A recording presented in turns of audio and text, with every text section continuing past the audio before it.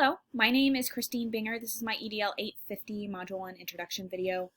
Um, just to start a little bit about myself, some of my hobbies include travel, baking, and reading.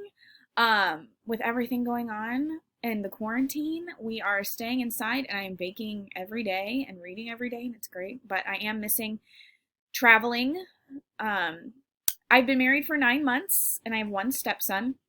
I completed my undergrad at K-State and I currently work in Kansas City, Missouri. I included 3 photos. The one on the left is my husband and I on our wedding day. In the middle, 2 of my best friends, we went to New York this past fall. And then on the right, that's one of my brothers and I. We went to Ireland. I don't even know how many years ago now it feels, but one of my goals in life is to visit somewhere new every year, whether that be international or not. That is a goal of mine. Information about where I work. I started my career at Junction City High School teaching 10th grade English and pre-AP English. I really enjoyed my time there, but then eventually transferred to Kansas City Public Schools in Kansas City, Missouri, where I worked for 2 years as a 9th grade English teacher. The school I work at, as well as the district as a whole, is a 100% low income school. They require a lot of resources from our governing systems, and we have a lot of needs within that. So it has been a struggle, but one that has been enlightening for me. To focus in this module, looking at the roles of the federal, state, and local governments. Starting with the local, that would be like the school board and the superintendent.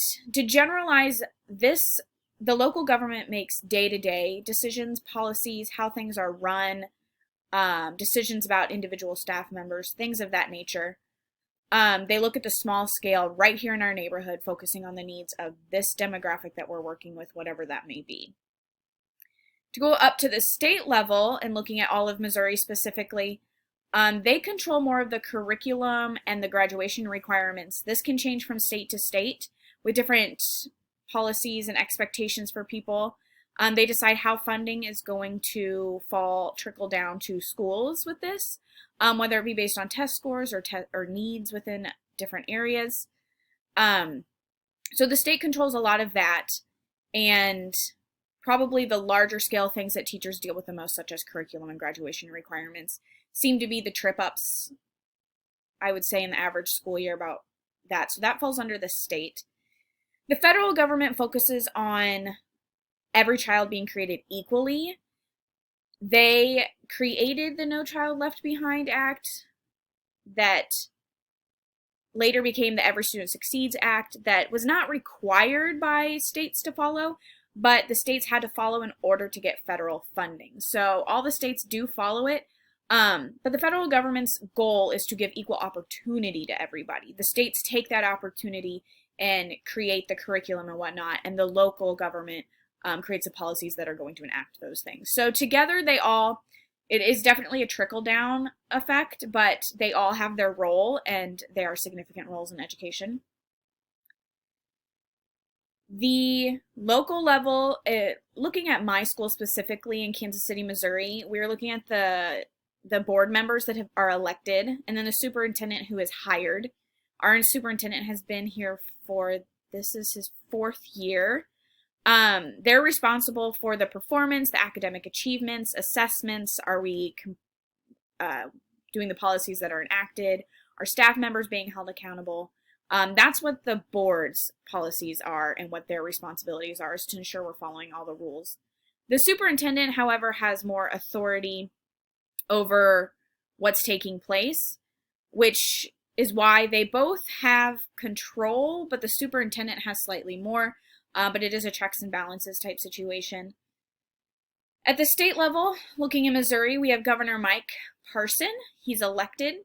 And then the board members, which are appointed, we have 8 board members. They set policies, academic performance, testing, anything like that. They look at accreditations. Right now, my school is on what would you call it, like a probationary accreditation. KCPS lost their full accreditation years ago. They do partially have it back. They say they have it all back, but we still have state representatives come in all the time to observe what's taking place. So it's been interesting. They also focus on the budget and how that breaks down. They have quite a bit of control considering they look at testing, curriculum, and graduation requirements. We as educators are kind of at the mercy of that. What needs to be covered? What's our testing information? What are we going to get as a result of that? And what are the requirements to graduate? What do we need to make sure students are doing in order to get that? So they actually have a lot of control over the yearly expectations of teachers and students. The federal government, we're looking at Betsy DeVos. She is the Secretary of Education, and then the Federal Board of Education. They ensure equal opportunity to education, like I said. They provide grants and loans and different things like that that are helpful to the education system and are necessary for us to keep functioning. They have, out of the other two, they probably have the middle, secondary, most control because they break down their funding, but the decisions such as curriculum and graduation stuff are decided by the state, and that seems to be where the most control comes in. However, the federal government does have quite a bit of control because if you don't follow some of their regulations, even though the states can make their own decisions, you lose some of that federal funding. So it's kind of another form of checks and balances between the state and federal governments. Which level of government has the most influence over component 6.1? I said that the local level of government, so the board members and superintendent, because you're focusing on the operation systems, the policies, the procedures that they enact and decide that we need to follow to ensure that we're meeting the needs of all of our students, but as well as following the state and federal regulations within our districts so we can maintain accreditation and be able to back up what we're doing with our test scores and curriculum and everything like that. Which level of government has the most influence over component 6.2? I said the state and local government, so the Board of Education, the superintendent, the governor, and the Missouri Board of Education, because you're looking at developing data-informed decisions. And the data-informed decisions come when you're looking at the policies we're going to enact, the curriculum we're going to act, how the test scores have been utilized, what kind of funding you're going to get because of that, what kind of funding you need because you didn't succeed at that. And those two kind of work together, I would say, in this area to focus on this data-informed portion.